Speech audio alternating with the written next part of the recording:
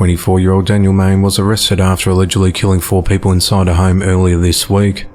At 4:32 p.m. on the 17th of October, officers responded to a residence located in the 5200 block of Mansfield Court in Dale City, Virginia, on reports of shots fired.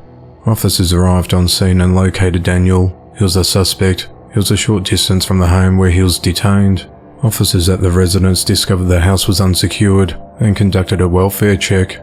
Inside, they found 4 deceased bodies in various locations throughout their home. The victims were identified as 44-year-old Miguel Flores, 42-year-old Kelly Sotelo, 19-year-old Kari Sotelo, and 36-year-old Richard Corrales. All 4 decedents and the suspects were residents of the home and known to each other. 3 of the deceased are family members, while Richard was a tenant who resided in the basement. Daniel reportedly had a relationship with someone else who lived in the home, but the person was not present when the 4 were shot. The investigation revealed that an altercation occurred inside the home. After the incident, the suspect left the residence and called 911 to report that someone had shot into the home. The initial claims made by the suspect were unsubstantiated. 3 of the victims were shot, while the death of the 4th victim remains undetermined at this time. A firearm was recovered at the scene. Prince William County Police Chief Peter Newsham believes in all likeliness Kari was killed first, and the other 3 after her. "Only word I can use to describe it is senseless," he said, after he reflected on the incident. "Absolutely senseless. That anyone would take 4 lives the way that he did," he said. Daniel was charged with 4 counts of murder and 2 counts of use of a firearm in the commission of a felony and is held without bond. Investigation into the matter continues. A teenager was shot during a confrontation between 2 cars on a Washington roadway on Saturday night.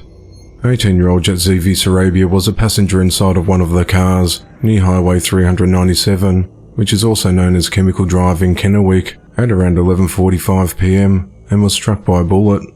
Investigators believe that the person from the other car fired shots into the vehicle Jetzevi was sitting in. The authorities said the 2 vehicles had gone into some sort of altercation, resulting in shots being fired.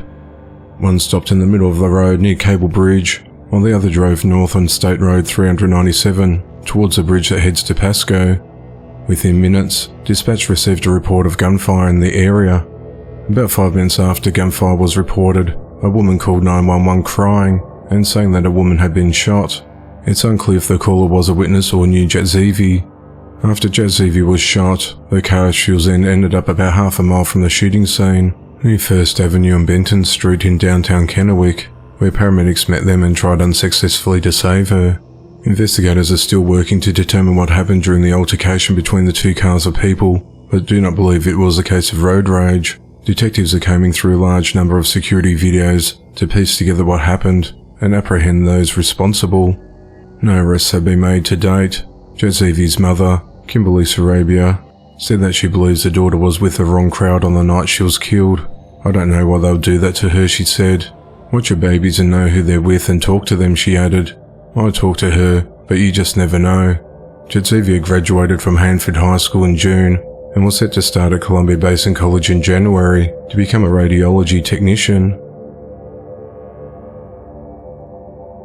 22-year-old Robert Terrell DeBose of Rome, Georgia, is behind bars on 3 felony charges after allegedly abusing 2 infant girls. The authorities said that on the 3rd of October, Robert is accused of trying to smother the 3-month-old twin sisters with a pillow and breaking the neck of one of the girls in the process while they were crying. The authorities said that Robert caused cruel and excessive physical and mental pain to the twins. The twins were reportedly born 5 months prematurely.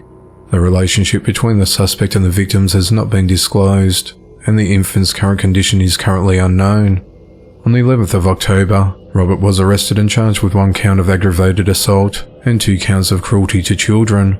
He's held at the Floyd County Jail without bond. If found guilty, Robert faces up to 25 years in prison. A man stabbed his wife to death before slashing his own throat in an apparent murder-suicide over an argument about disciplining one of the kids.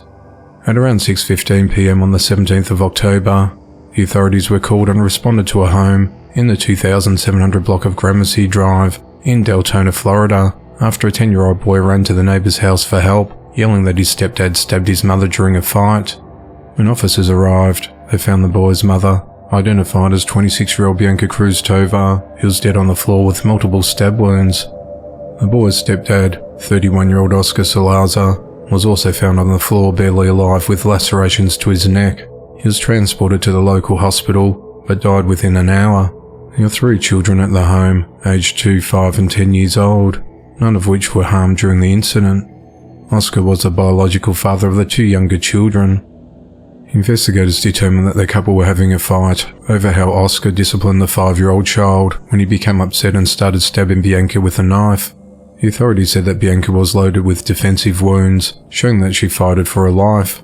Volusia County Sheriff Mike Chitwood said that Oscar came to the US illegally in 2016 and assumed the identity of a Texas man whose truck was stolen several years ago.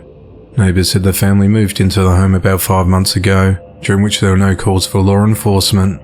Investigators learnt, however, that neighbors overheard arguments and lots of screaming and hollering from the house multiple times since the family moved in.